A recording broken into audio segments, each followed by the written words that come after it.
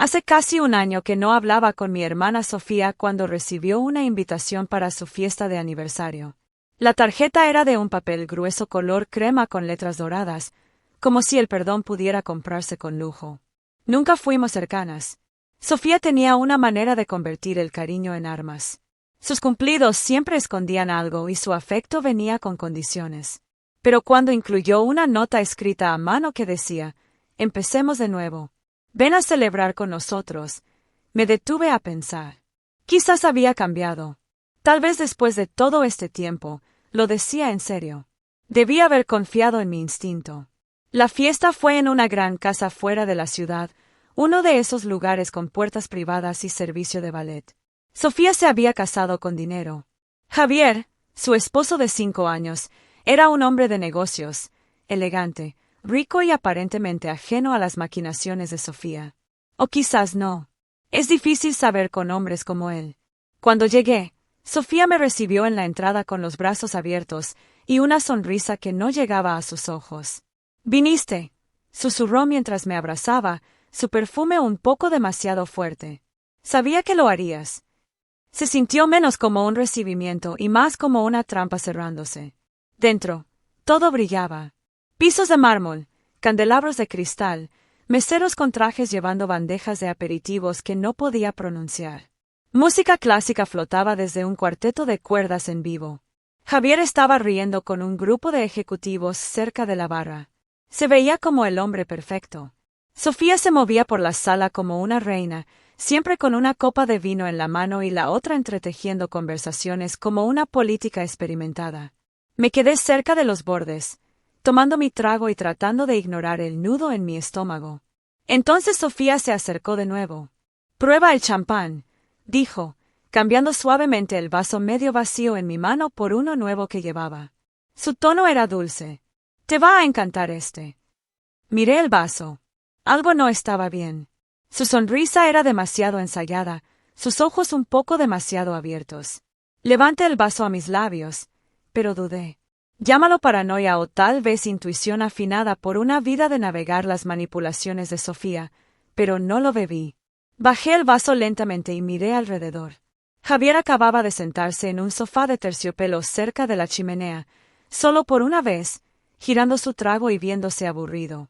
Sin hacer escena, caminé hacia él, me reí de un chiste imaginario y cambié nuestros vasos mientras fingía ajustar mi chal.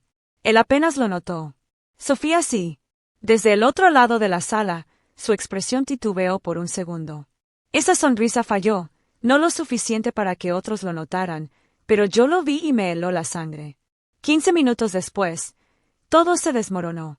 Javier se levantó de repente, derramando su trago. Sus manos temblaban. Murmuró algo incomprensible y trató de caminar, pero sus rodillas fallaron. La gente gritó. Alguien llamó a una ambulancia. Sofía corrió en un pánico perfectamente coreografiado, pero su rostro se había puesto pálido bajo el maquillaje. Colapsó en el suelo, los ojos rodando hacia atrás. Los paramédicos llegaron rápido, demasiado rápido, casi como si alguien los hubiera esperado. En el caos, Sofía agarró mi brazo. «¿Qué pasó?», siseó entre dientes apretados. La miré, mi voz plana. «Creo que tú lo sabes». No respondió. Solo me miró, la mandíbula apretada, la respiración irregular. Era la primera vez en años que veía su máscara agrietarse. En el hospital, Javier fue estabilizado. Dijeron que podría haber sido una reacción alérgica. Rastros de algo. Todavía estaban haciendo pruebas. Sofía interpretó el papel de esposa desconsolada a la perfección. Llorando en la sala de espera, apretando pañuelos, haciendo todas las preguntas correctas. Me quedé callada. No le dije a nadie sobre el vaso. Todavía no, porque ahora necesitaba saber por qué. Esa noche, de vuelta en mi departamento, no podía dormir. Caminé de un lado a otro, repasando cada interacción que había tenido con ella esa noche. El tiempo, la sonrisa, el vaso, la forma en que seguía mirando su teléfono. Algo estaba mal, más profundo de lo que me había dado cuenta. Al día siguiente, regresé a la casa. Javier todavía estaba en el hospital. El personal había sido despedido. La casa estaba en silencio. No toqué. Dentro, Sofía estaba sentada sola en la sala de estar, con una copa de vino en la mano, mirando por la ventana como si estuviera esperando algo o a alguien. No se inmutó cuando me vio. «No deberías estar aquí», dijo con voz plana. «Tú tampoco», repliqué. «¿Qué había en esa bebida?» No respondió. Me acerqué más. «Querías que yo la tomara, ¿verdad?» No él. Todavía no dijo nada. Solo me miró como si fuera un rompecabezas que no quería resolver. «¿Por qué?», pregunté. «¿Qué hice?». Se rió. Una risa fría y hueca. «Siempre piensas que todo es sobre ti». Entonces, ¿sobre quién era? Se dio la vuelta, su expresión indescifrable. «Arruinaste todo», dijo en voz baja. «No tienes idea de lo que has hecho». Esperé más. No dio más. Solo se quedó allí en silencio, sorbiendo su vino como si el mundo no se hubiera agrietado. Pero algo en su voz se quedó conmigo. No era solo enojo. Era miedo, pánico, incluso. Y eso me dijo que esto iba más allá de una rivalidad entre hermanas. Me fui antes de hacer algo de lo que me arrepentiría. Más tarde esa tarde, recibí una llamada de alguien con quien no había hablado en años. Valeria, la hermana menor de Javier. Estaba fuera de la ciudad y no había asistido a la fiesta, pero había escuchado sobre el incidente y estaba tratando de entender qué había pasado realmente. Me preguntó si podía verla. Dijo que era urgente. Nos encontramos en una tranquila cafetería a la mañana siguiente. No perdió tiempo. «No creo que esto haya sido aleatorio», dijo. «Creo que Sofía ha estado tratando de deshacerse de Javier por un tiempo». Mi sangre se heló. «¿Qué?». Se inclinó hacia adelante. «Ha estado tratando de divorciarse de ella durante meses». Ella se negó. Dijo que lo destruiría si se iba. Luego, de repente, organizan esta gran fiesta de aniversario. Eso no era amor. Era una distracción. Deslizó un archivo a través de la mesa. Capturas de pantalla de correos electrónicos, transferencias bancarias, una copia de una enmienda al acuerdo prenupcial que Javier había estado tratando de revertir. Miré las páginas, las piezas del rompecabezas finalmente encajando. Sofía no había estado tratando de lastimarme. No originalmente. Había intentado envenenar a su esposo, pero pensó que yo podría sospechar algo, así que me usó como señuelo. Me entregó la bebida frente a testigos. Si Javier caía, podía culparme. Decir que yo llevé el vaso a él. Decir que siempre había odiado su matrimonio. Y si yo caía en su lugar, daño colateral. Solo otra rivalidad entre hermanas que salió mal. Excepto que cambié los vasos. Y ahora Javier estaba vivo y Sofía estaba en problemas. Miré a Valeria. «Necesitamos ir a la policía», dije. Asintió. «Ya he hablado con un abogado», pero eso no fue el final. Porque esa noche, recibí un mensaje de un número desconocido. «Estás en algo grande. Aléjate antes de que te arrepientas». Y luego escuché el picaporte de mi departamento traquetear. Solo una vez, como si alguien hubiera intentado abrirlo, luego silencio. No dormí esa noche tampoco porque ahora sabía la verdad. Sofía no había fallado. Solo estaba comenzando. Después de ese mensaje y el sonido en mi puerta, no me sentí segura en mi propio hogar. Deslicé una silla bajo el picaporte, cerré todas las cortinas y mantuve mi teléfono al alcance de la mano toda la noche. Seguí repitiendo las palabras de Sofía en mi cabeza. «Arruinaste todo. No tienes idea de lo que has hecho». No solo estaba tratando de deshacerse de Javier. Estaba tratando de reescribir toda su vida. Y yo acababa de derribar su primer dominó. A la mañana siguiente, no fui a trabajar. No le dije a nadie a dónde iba. Tomé la memoria USB que Valeria me había dado, empacé una bolsa para pasar la noche y me registré en un hotel barato al otro lado de la ciudad bajo un nombre falso. Paranoica tal vez, pero Sofía tenía dinero, conexiones y claramente ninguna vacilación en usar cualquiera de ellos. Para el mediodía, Valeria y yo estábamos sentadas frente a un detective en una comisaría tranquila, presentando todo: correos electrónicos, registros bancarios, la disputa del acuerdo prenupcial y mi testimonio sobre el cambio de vasos. El oficial escuchó pacientemente, tomando notas.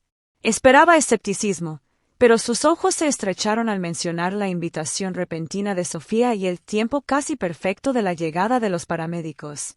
Cuando le conté sobre el mensaje y el picaporte, no lo descartó. ¿Tienes cámaras de seguridad en tu edificio?, preguntó. Negué con la cabeza. Solo un timbre de entrada. Recuperaremos lo que podamos, dijo. Si tu hermana está involucrada en algo más profundo, lo encontraremos. Pero en el fondo, sabía que esto no sería simple. Sofía era cuidadosa, meticulosa. No dejaría un rastro a menos que quisiera, lo que significaba que estábamos jugando su juego, no el nuestro. Pasaron 2 días. Javier permaneció en el hospital bajo observación.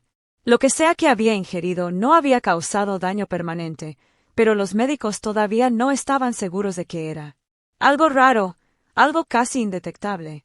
El detective llamó y confirmó que alguien había manipulado el teclado de entrada exterior del edificio alrededor de la medianoche, a la misma hora que escuché el picaporte. No había rostro, solo una mano con guante. Suficiente para sospechar, pero no suficiente para un arresto. Luego, Javier despertó y todo cambió. Valeria y yo lo vimos en su habitación del hospital. Estaba pálido, aturdido, pero lúcido. Cuando le conté sobre el cambio de vasos, su rostro se puso blanco. Dijo que era una bebida de aniversario sorpresa, murmuró. Ni siquiera lo pensé 2 veces. No quería creerlo, pero tampoco estaba sorprendido. Eso me lo dijo todo. Ha estado fría últimamente, admitió. Controladora. Luego se puso extrañamente dulce. Demasiado dulce. Encontré un teléfono desechable en su escritorio el mes pasado. Dijo que era para el trabajo. No insistí. Javier nos entregó un cuaderno, uno que había escondido en el forro de su bolsa de gimnasio. Había estado documentando cosas extrañas durante semanas. Retiros de cuentas que no autorizó. Conversaciones que ella negó haber tenido. Cosas movidas en la casa. Y lo más notable, una botella de pastillas que apareció en el gabinete un día sin etiqueta y sin explicación. Esa fue nuestra prueba definitiva. El detective tomó el cuaderno y la botella que Javier había escondido debajo de la cama. Lo envió para análisis toxicológico. 3 días después, llegaron los resultados. Un compuesto vinculado a la digitalis, una toxina vegetal natural pero letal. Difícil de detectar en dosis bajas. Fácil de enmascarar con alcohol. Fue suficiente. Sofía fue arrestada la semana siguiente. La noticia apareció primero en la prensa local. Intento de envenenamiento en fiesta de aniversario de pareja prominente. No mencionaron mi nombre, pero publicaron su foto de la ficha policial. La gente estaba atónita. Amigos que antes la admiraban se quedaron callados. Sus redes sociales se oscurecieron. Su firma de abogados la dejó antes del mediodía. Cuando la vi de nuevo, fue en la audiencia. No me miró, solo miró al frente, la mandíbula apretada, mientras leían los cargos. Intento de asesinato, fraude, posesión de una sustancia controlada. Pensé que me sentiría satisfecha, pero solo me sentía cansada. Sofía no obtuvo fianza. Sus bienes fueron congelados y los abogados de Javier actuaron rápido para iniciar los procedimientos de divorcio. Me agradeció genuinamente, pero había un peso en su voz, como alguien que había estado durmiendo al lado de un arma cargada por demasiado tiempo. Regresé a mi vida tranquila, mi pequeño departamento, mi trabajo. El mundo siguió adelante, pero yo no. No realmente, porque cuando tu propia hermana intenta envenenar a su esposo, tal vez a ti, y culpa a la tensión familiar, eso no se olvida fácilmente. Pero no terminó ahí. 2 meses después, recibí una carta. Sin dirección de remitente. Dentro había una sola foto. Yo desde atrás saliendo de la comisaría. En el reverso, te dije que te alejaras. Lo reporté. El detective lo agregó al expediente, pero no pudieron rastrearlo. Sin huellas dactilares, sin ADN. Y sabía que Sofía podía estar tras las rejas, pero no había terminado. Nunca jugaba el juego corto. Jugaba el largo. La venganza a través del silencio, a través de la paciencia. Siempre había sido buena sembrando semillas y dejándolas crecer en la oscuridad. Aún así, no vivo con miedo. Mejoré mis cerraduras. Instalé cámaras. Me mantengo alerta porque algunas historias no terminan con tribunales y titulares. Algunas historias solo hacen una pausa y esperan. Ese fue el momento en que me di cuenta de que con alguien como Sofía, El verdadero peligro no es lo que hará después. Es lo que ya ha puesto en movimiento.